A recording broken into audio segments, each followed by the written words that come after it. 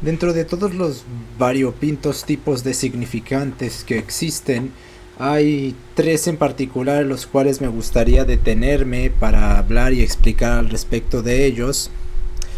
Y si bien estos fueron acuñados principalmente en contextos mentalistas, lingüisticistas, psicoanalíticos y todos profundamente bañados de un parasitario sociologismo, me parece que entendiendo el proceso de significación desde una perspectiva conductual, que al final del día es de los de donde se tiene que estudiar, porque todo proceso del habla es un proceso conductual, no un proceso reductible a la biología, no un proceso reductible a la mente, a escuelas de filosofía o a la propia lingüística que pretenda que tiene un estudio que sea independiente de la conducta.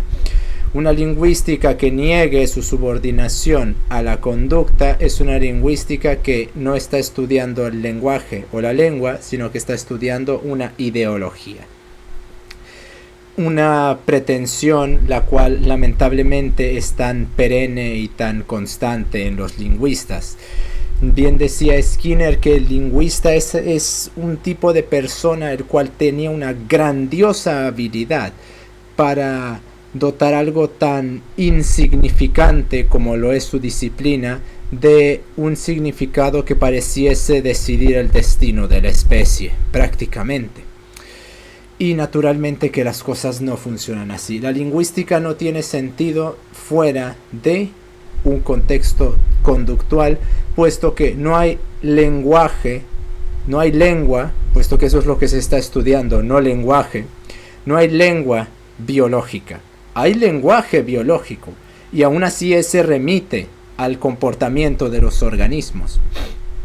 Pero como no se estudia la lengua de los animales y la lingüística no se encarga de estudiar eso, entonces habría que remitirnos a una cuestión conductual, la cual cribe todas esas interpretaciones absurdas, las cuales están implicándose dentro de la categorización de estos términos. Me parece que el primer tipo de significante al cual podemos abordar sería el significante flotante, principalmente popularizado por Umberto Eco, aunque no desarrollado el término por él, sino que esto se lo debemos a la escuela de lingüística principalmente principalmente sustentada en Francia. Como detesto que me pique la nariz justamente cuando hago videos. Me pregunto cuántos no se agarrarán de esa nimiedad para extenderla al tamaño de Júpiter.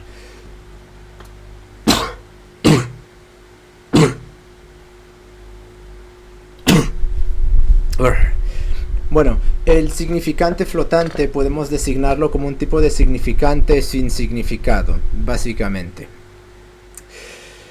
el cual es múltiplemente interpretado, o mejor dicho, grupalmente interpretado de distintas formas.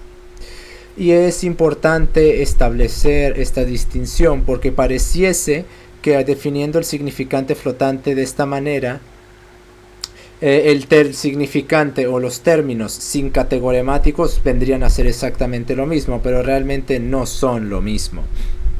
Entonces, los significantes flotantes los podemos encontrar en variopintos ejemplos: democracia, libertad, igualdad, etcétera, etcétera. Y a pesar de que los significantes sin categoremáticos presentan o pueden presentar una homología o el mismo significante, por ejemplo, igualdad, no quiere decir que sean lo mismo, puesto que ahorita vamos a discutir tal cuestión. Estos términos se prestan a una interpretación variopinta, la cual deriva justamente de que este tipo de términos recibe su substrato a partir de una corriente de pensamiento, la cual designa dicho término, pero al mismo tiempo este término es resignificado y, usando el lenguaje de la internacional situacionista, recuperado para ponerlo al servicio de ellos.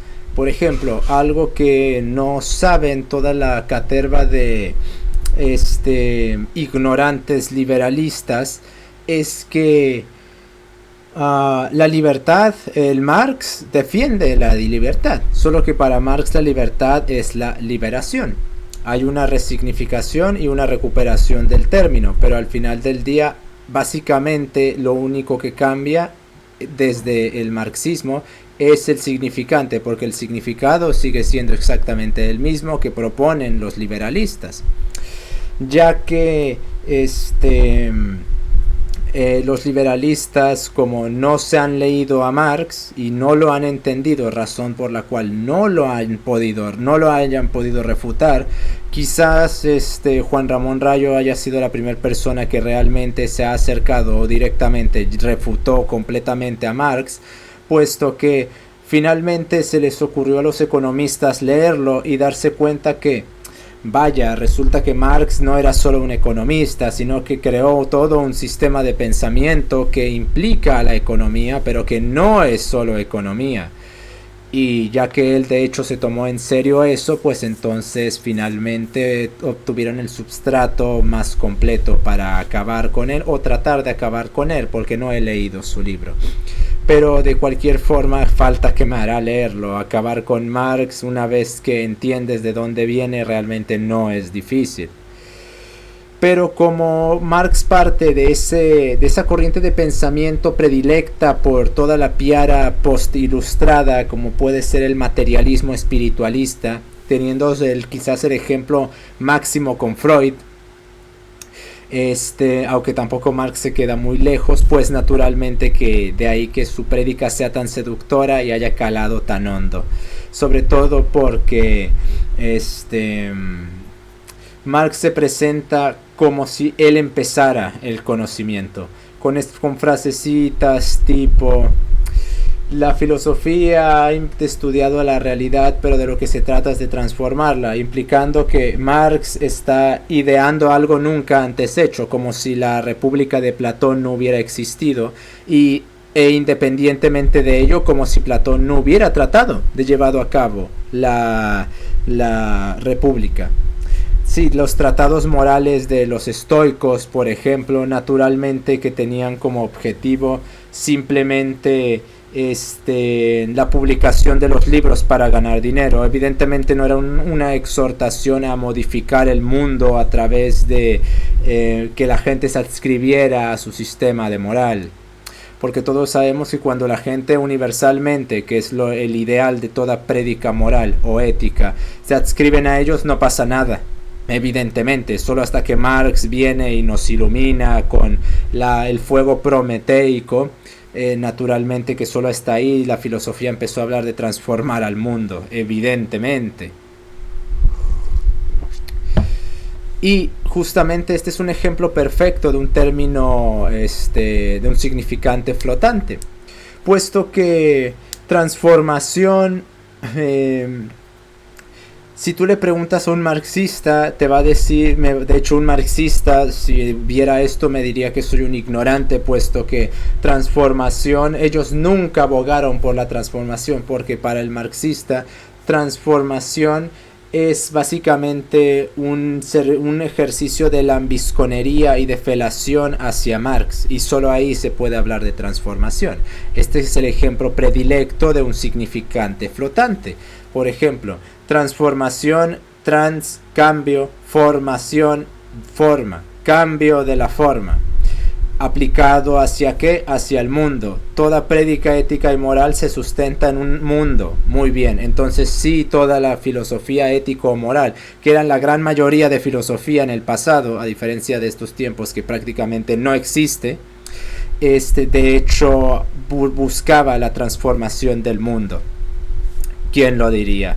Pero un marxista que escucha esto, como ellos dicen que transformación es hacerle felaciones a Marx y ser el lambiscón de Marx, porque no les basta con agacharse por enfrente, también tienen que hacerlo por detrás, pues naturalmente que no van a aceptar tal cosa. De ahí que sea un ejemplo perfecto de un término sin categoremático. Digo, de un significante flotante, un tipo de significante el cual tiene múltiples interpretaciones porque se recupera de otros sujetos, sin necesidad de implicar una participación de la cosmogonía, que esto es a lo que nos lleva al significante sincategoremático. Aquí, en el momento en el que se usa, hay una participación, puesto que si bien establece étic percepcionalmente los términos sincategoremáticos pueden parecer recuperables, hay ciertos términos los cuales son ineludiblemente imposible de recuperarse. Como por ejemplo, lucha de clases es un término sincategoremático, puesto que solo adquiere su sentido con una relación de participación no disociativa en una cosmogonía, en una ontología, en una gnoseología. Estos términos se enmarcan como necesarios para su dispersión remisional, todo el substrato en el cual se idean. Cosas como por ejemplo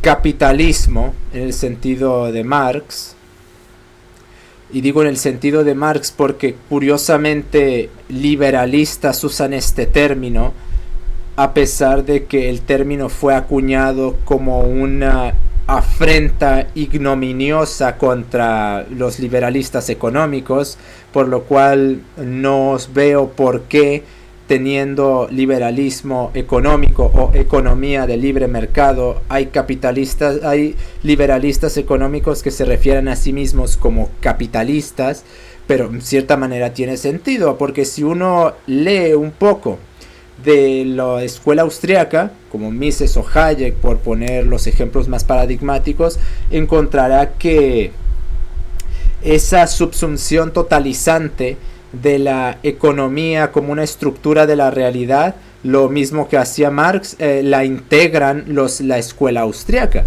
De ahí que consideren que todo debe de verse desde los ojos de la economía. Y ya con gente como Hermann Hoppe ya se lleva hasta el máximo extremo del absurdo esto, en el cual se considera a la propiedad como una especie de substancia de la realidad, desde la cual se debe de predicar todo y debe de ser el núcleo predicamental de absolutamente todo, en una propiedad entendida desde una concepción económica, no desde una concepción meramente conductual. Por ejemplo, puede haber propiedad no económica, como puede ser una propiedad formal, por ejemplo, propiedades relacionales conductuales, o como podría ser algún tipo de cualidad que suele designarse como propiedad de algún tipo de objeto que no necesariamente implique las formas, que no necesariamente implique ser una propiedad formal del mismo.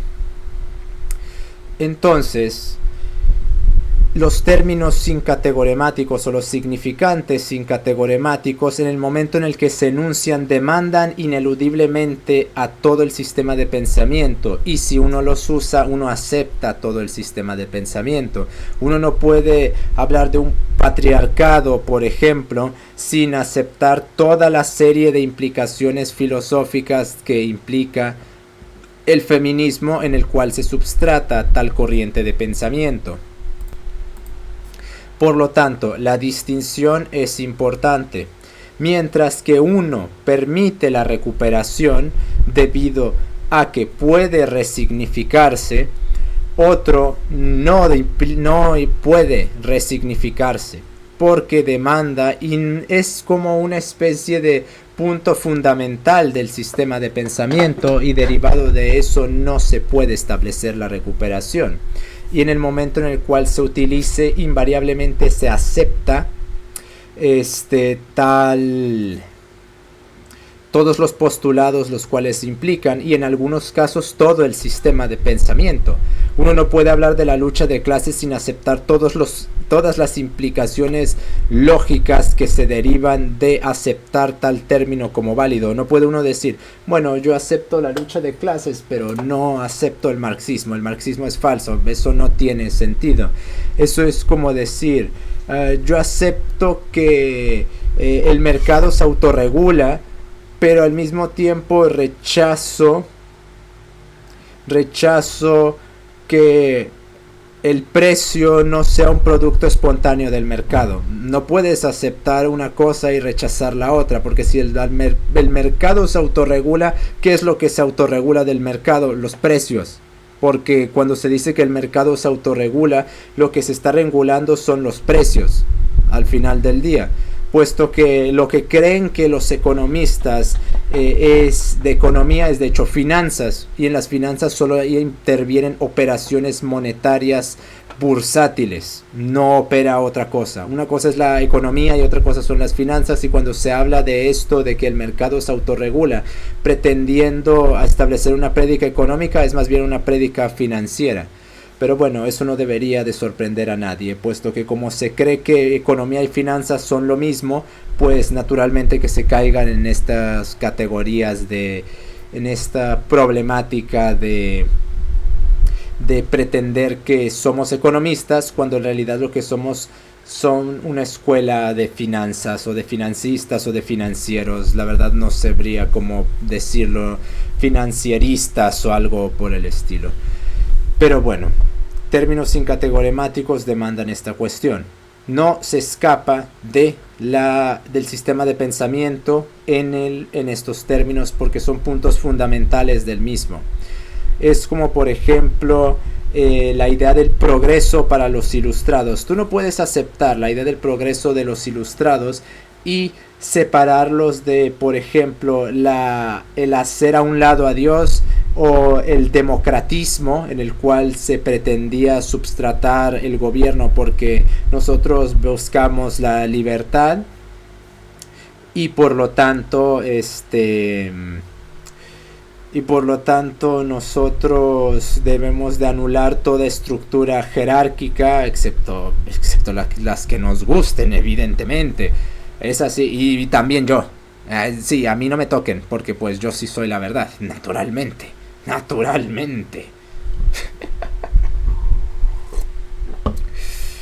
Entonces esa es la cuestión. Y lamentablemente muchos cristianos, muchos católicos, muchos apologetas integran en su prédica términos sincategoremáticos que terminan generando paradojas, como por ejemplo la democracia cristiana creo que este concepto lo defendió Teilhard de Chardin, o la prédica evolucionista, lo cual no deja de resultar paradójico. Un cristiano católico puede defender la teoría de la evolución de forma absolutamente coherente. Santo Agustín en cierta manera defendía tal cuestión. Y esto no debería de ser extraño. Digo, la teoría de la evolución está desde Anaxágoras. Que se haya ideologizado gracias a Darwin, eso ya es otra cuestión. Y tampoco Lamarck nos ayuda mucho, para ser honesto, a pesar de que en estos tiempos hay una especie de simbiosis particular entre Lamarck y Darwin.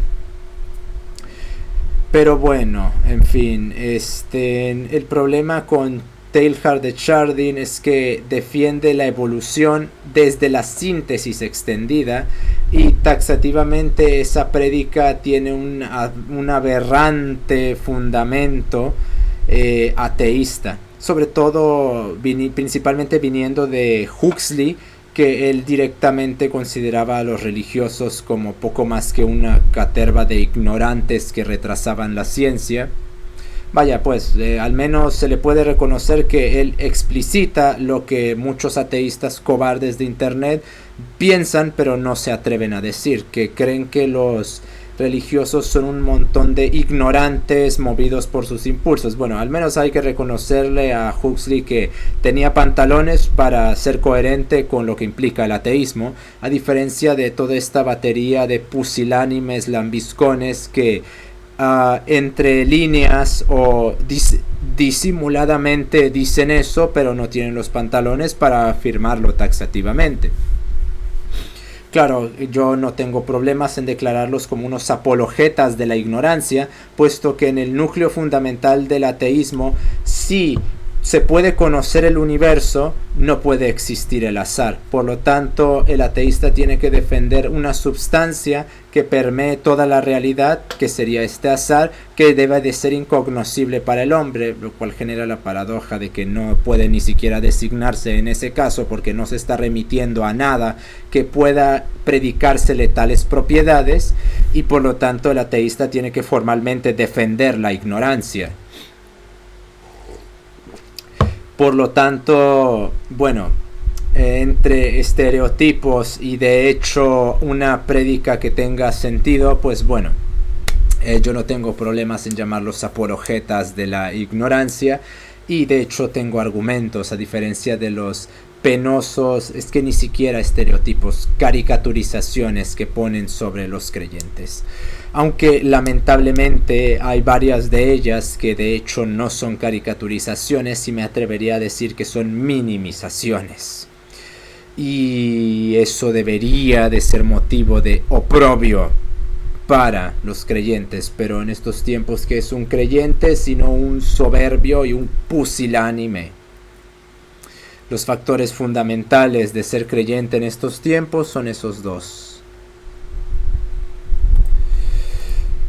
Por lo tanto, los términos sincategoremáticos no eluden y no permiten escapar de la cuestión de todo el sistema de pensamiento, lo cual lamentablemente, al pretender que son flotantes o al pretender que las ideas surgen en un contexto libre, que puede ser realmente, porque en estos tiempos, por ejemplo, veas a los buenistas, que cree que todas las personas parten de un sistema de pensamiento que tiene prenociones, cuando, por ejemplo, eso parte de una petición de principio de que no hay un sistema de pensamiento que de hecho no sea una prenoción.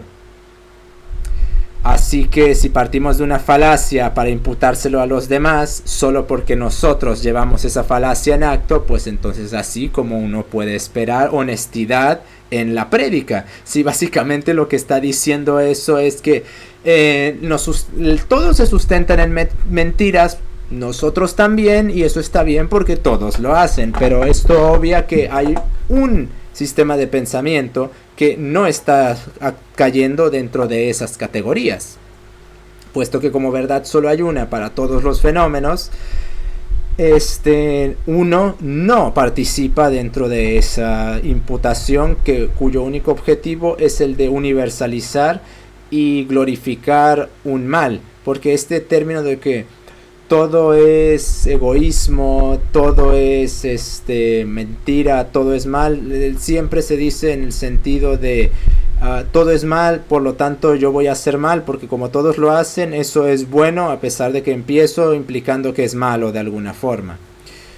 Aunque bueno, en estos tiempos sería más bien de que me da igual si está bien o no, lo que quiero es justificarme porque todos lo hacen.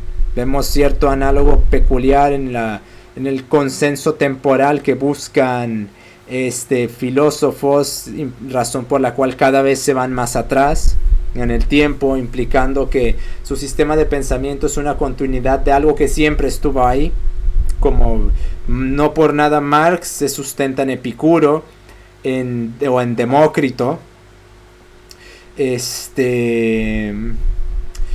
y no por nada cada vez se quiere ir más y más y más atrás. Al rato vamos a ver que intenten tomar el diálogo de un hombre con Subá como una especie de intento de defender el materialismo, y de alguna manera se pretenda de forma absurda que eso da consenso y que eso siempre fue verdad porque es lo que todos siempre pensaron. Tal es el problema de ver a la filosofía como una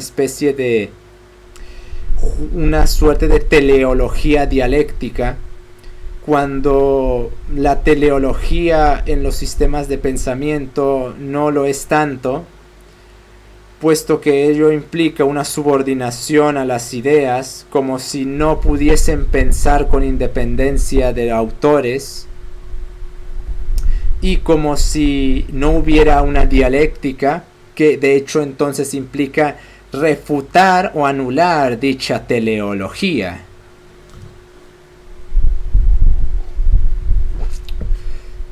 hay continuidad y desarrollo, no teleología en la historia del pensamiento. Bueno, continuidad, desarrollo y el inverso también, puesto que como hay oposición y para esa oposición se ponen las ideas en un estrato, puede venir alguien y regresarlas a un estrato anterior.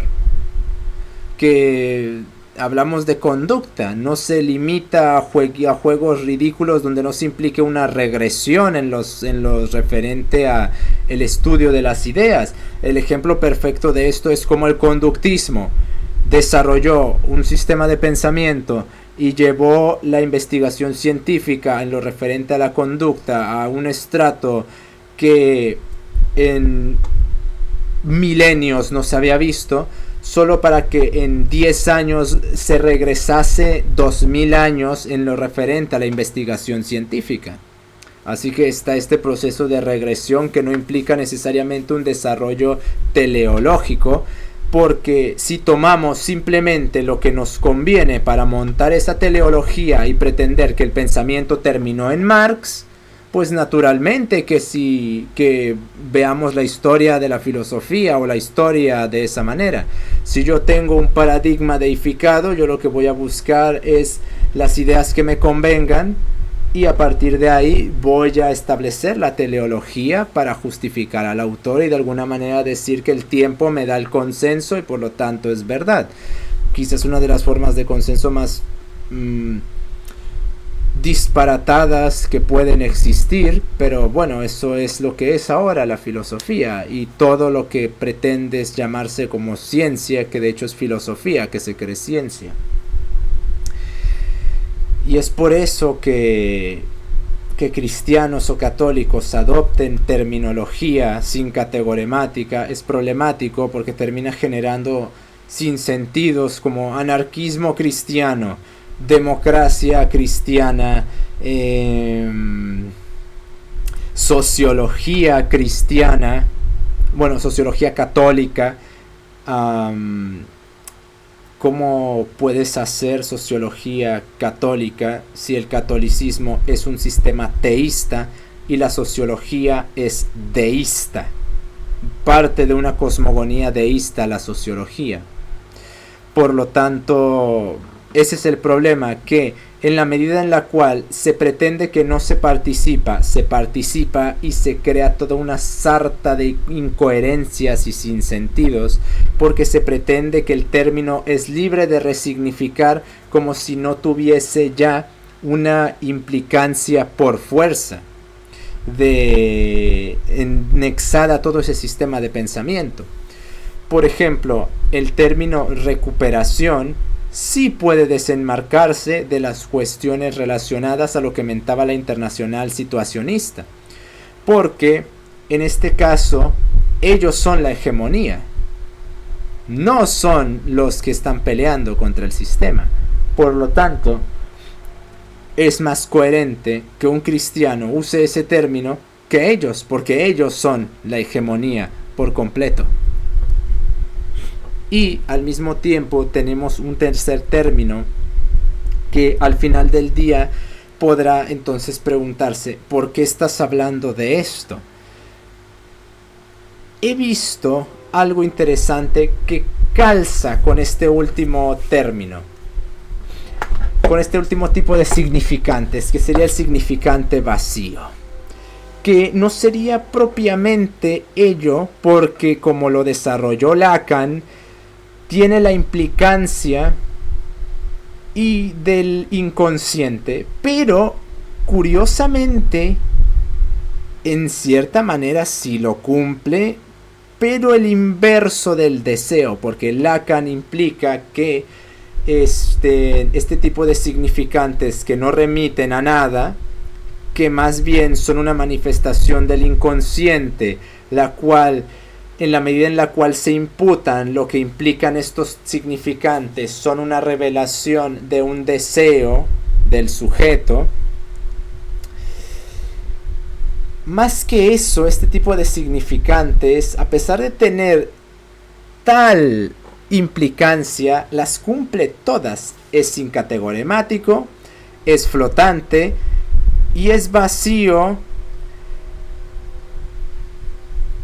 pero no cumple realmente el criterio de ser significante vacío, debido a que la categoría del inconsciente en el cual se sustenta no tiene sentido o fundamento alguno. Ya Wilhelm Wundt al inconsciente se lo cargó por completo con sus ideas de atención pasiva y atención activa, principalmente la atención pasiva. Y me parece que complementando a Wundt con el padre Julio Meinville cuando habla de los estratos en los cuales participa el hombre, pues naturalmente que se crea una explicación mucho más sensata que ese supuesto disco duro, que no es sino la mente inactiva del hombre, puesto que este inconsciente es lo mismo que la mente, solo que inactiva, pero que al mismo tiempo es el substrato fundamental del hombre, puesto que en este inconsciente estaría lo que de hecho el hombre quiere, lo que de hecho el hombre piensa, y bueno, habría una especie de condicionamiento predeterminista en el psicoanálisis, tanto en el lacaniano como en el freudiano, porque son dos cosas completas y radical y extremadamente diferentes, aunque aquí sí se compartirían la idea del inconsciente como una entidad predeterminadora del hombre y la substancia fundamental del hombre. Pero bueno, ¿por qué es la diferencia entre este tipo de términos que realmente no sé cómo nombrar y el significante vacío, en el cual también implico los otros dos tipos de significantes? Y es que hay un tipo de designación que se está volviendo cada vez más popular, el cual designa a nada, al mismo tiempo a todo, y se enmarca dentro de una corriente de pensamiento que dicotomiza a la realidad entre un mal absoluto y el puro. Así que en cierta manera estaría la idea de deseo y represión que implica Lacan en el significante vacío, pero más bien quitando la terminología del inconsciente se implicaría una especie de glorificación y demonización en vistas de comparar a un sujeto con un paradigma que se toma como el bien absoluto del cual él participa, para imputarle ser el mal absoluto el cual está designando. Pero de ahí que tome de lo sincategoremático, puesto que lo determina desde una corriente de pensamiento, de ahí que sea un significante flotante, porque es difusamente definido y es recuperable, e implica este otro orden en el sentido de que designa esta dicotomía del mal absoluto y el bien absoluto, que es la persona, aunque esta última es derivativamente porque designa a todos los demás con esto. Este tipo de términos los vemos como, por ejemplo, a la feminista para el conservador. ¿Quién es la feminista para el conservador? Una no mujer, según ellos, que no presenta los dictámenes ideológicos que creen que es una mujer. Naturalmente que ya el hecho de que designen mujer como hembra, pues ya los hace caer en un término sincategoremático, puesto que mujer y hembra no son lo mismo y ellos están mezclando ambos términos. De ahí que hembra puede definirse pues desde la función reproductiva, pero mujer no es reductible a categorías biológicas, sino que participa de lo biológico pero no se agota en ello. Entonces, desde las concepciones ideológicas que el conservador presenta sobre lo que una mujer es, tiene en este tipo de significantes el supremo mal como la feminista. Que la feminista para él es una no mujer y es el enemigo absoluto de esa idea que tiene de mujer. En el caso, por ejemplo, del marxista, vemos este tipo de significantes con el fascista. ¿Quién es fascista? Quien sea. Significante flotante. Significante sincategoremático. y al mismo tiempo es vacío, pero quitándole las concepciones lacanianas de que no remite realmente a nada. Y ahí se mezclan todas las cuestiones. No remite a nada, pero remite todo a la vez. Es como una caja de sorpresas, pero independientemente de si se va a querer objetar, bueno, es que entonces podemos rechazarlo de vacío y es flotante y sin categoremático. Lo que no se puede rechazar es el punto fundamental, es que de qué se está haciendo con estos significantes. Y es designar al supremo mal y al supremo bien, que soy yo y los míos y los que comparten mis categorías. En el caso del marxista, el fascista, por ejemplo, que quién es fascista, quién es facho, realmente no se sabe. Es una significación completamente arbitraria, pero que es el supremo mal. Y en el caso del liberalista, por poner otro ejemplo, es que aquel que crea que el Estado deba de servir para algo, o aquel que crea que las empresas no son deidades, o directamente aquel que diga que el mercado no es una deidad, sino que pues los hombres lo controlan y lo manipulan y no se autorregula, porque justamente quienes están regulando ese mercado son los hombres al interactuar en el espacio o en el lugar en el cual se dispersan operaciones financieras o económicas. Por lo tanto, este último tipo de significantes es muy peligroso en estos tiempos porque se utiliza de manera completamente barata, como si no estuviera implicando un genocidio el utilizarlos, puesto que se enmarcan dentro de la prédica modernista de los puros, los santos, solo que rebajada a una concepción completamente vulgar, completamente bellaca, prosaística de los muladares de Twitter, en el cual está actualmente la prédica filosófica, lo cual exhibe lo filosoficada que está que están las personas en este tiempo, contrario a ese pánico moral ridículo por parte de intelectuales de octava que se ponen a llorar cuando dicen que van a dejar de enseñar filosofía en X o Y escuela. ¿No les basta con toda la filosofía que está operando ya? Todavía quieren más, como si ya no fuera la práctica totalidad del pensamiento humano filosofía en estos tiempos. Planes de estudio, filosofía. Teoría de planes de estudio, filosofía. Teoría de ciencia, filosofía. Supuesta ciencia, filosofía. Lo que se dispersa en política y economía, filosofía. Hasta en teología hay filosofía. Y no subordinada, sino subordinadora.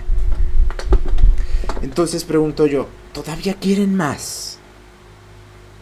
¿No les basta ya? No, pues ¿cómo les va a bastar? Si hay un átomo que no controle el filósofo, naturalmente es por el fascismo, que también podríamos de imputar este término a este tipo de significantes, una especie de espíritu que permea toda la realidad, pero eso ya implicaría un desarrollo más detallado de la cuestión y ya esto se está volviendo bastante largo. De igual forma, como se implica los otros dos tipos de significantes dentro de este, me parece que hay que retomar algo que decía y dice Juan Manuel de Prada, y es que en el momento en el que aceptamos el lenguaje de nuestro enemigo, así yo no estoy de acuerdo que el rótulo de lenguaje, porque no es lenguaje, es lengua, pero bueno, hemos perdido. Justamente porque como se implican los significantes incategoremáticos al usar el lenguaje del enemigo, ¿qué pasa? Se acepta toda la corriente de pensamiento. Y derivado de ello, no podemos oponernos mientras aceptamos como verdadero lo que están diciendo. De ahí la gran paradoja del conservador. Se llama conservador mientras acepta la libertad liberalista. Y entonces acepta todos los predicados, toda la prédica, todo el substrato que viene con esa idea de libertad, que es una beligerancia absoluta e hipócrita contra la autoridad, pero principalmente, ¿cuál es la autoridad en la cual beligera el liberalista? Dios. Por lo tanto, un conservador que pretenda conservar la tradición, que es tradición cristiana, no tiene ningún sentido.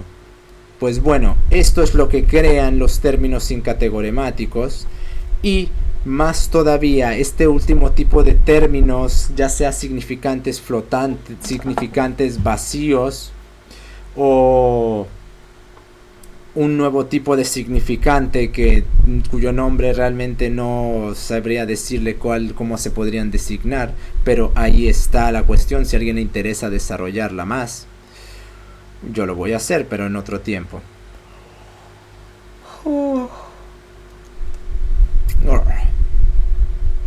Pues presenta la problemática de llevar esta prédica modernista a un muladar tipo pelea de Twitter, que está banalizando las implicaciones genocidas que presenta el declarar arbitrariamente a quien sea como el supremo mal, el cual toma una comparación con un deseo un deseo hiperidealizado, igual y si convendría decirle significante vacío, porque realmente este significante se forma en contraposición al deseo que se imputa a algo. Tipo, yo deseo este ideal manifestado en la mujer, vamos a poner un ejemplo. No lo veo ahí. Le imputo este tipo de significantes. Mal absoluto, la feminista. Lo mismo para con el marxista o el liberalista. Uno, rojo,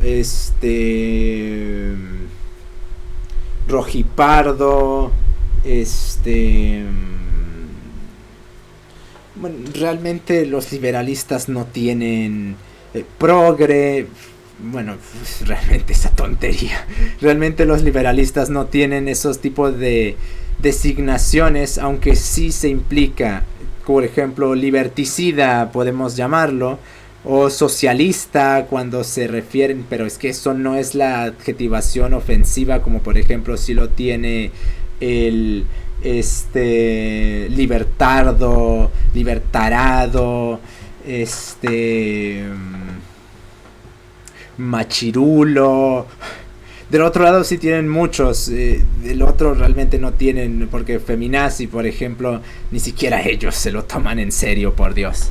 En cambio, del otro lado sí se toman muy en serio, por ejemplo, que machirulo o machito, sí se toman muy en serio eso. Del otro lado, feminazi, ellos mismos se encargaron de vulgarizar y banalizar ese término, aunque se implica también la cuestión, aunque es más bien feminista, porque ese es ahí es donde se mantiene todavía la seriedad, porque feminazi ya es todavía un estrato más bajo, aunque de igual forma participa dentro de esta cuestión del tercer tipo de significante, que realmente entre más uno lo piensa, tal vez Lacan sí tenía razón, pero de igual forma se tiene que sacar esa cuestión del inconsciente, y se puede operativizar en un sentido conductual al respecto de que se toma un molde ideal, y como no se obtiene ese molde ideal en lo que se imputa tal ideal, entonces procede a resignificarse con ese mal absoluto que vendría a representar eso, y no solo mal absoluto, sino mal absoluto a destruir y a genocidar.